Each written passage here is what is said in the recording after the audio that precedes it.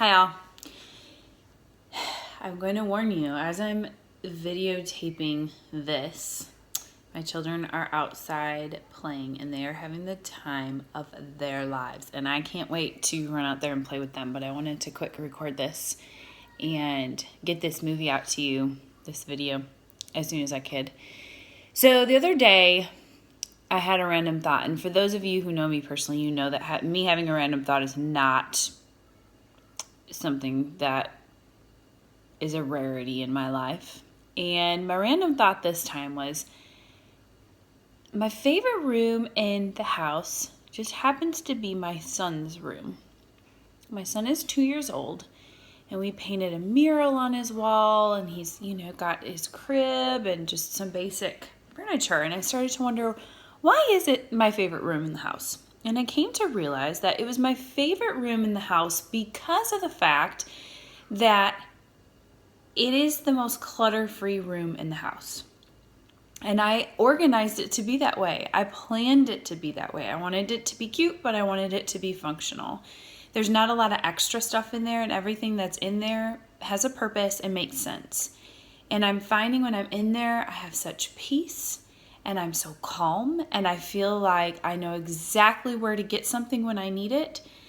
And then I compared that to my daughter's room, which is the exact opposite. When my son came into our lives, I suddenly, for some reason, expected my daughter to be able to take care of her own room. And I did the same thing with her room. I organized and I put things in great places and wonderful blah, blah, blah.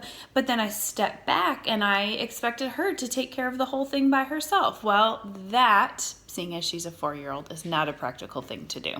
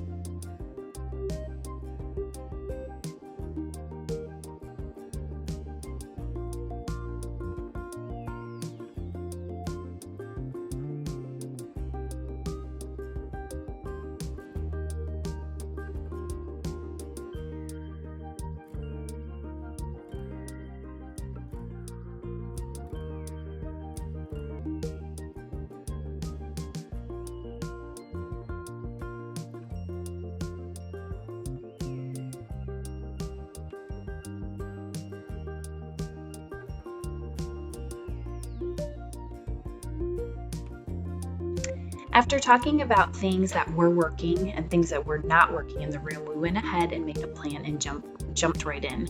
First of all, we removed all the toys from every part of her room and we put them on the floor in the middle. And I was shocked to see how many toys she had and all the different places she had found to store them.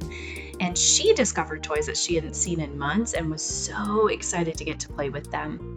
Then we sorted all the toys into groups. So the baby dolls were together with baby doll accessories, Barbies and Barbies accessories.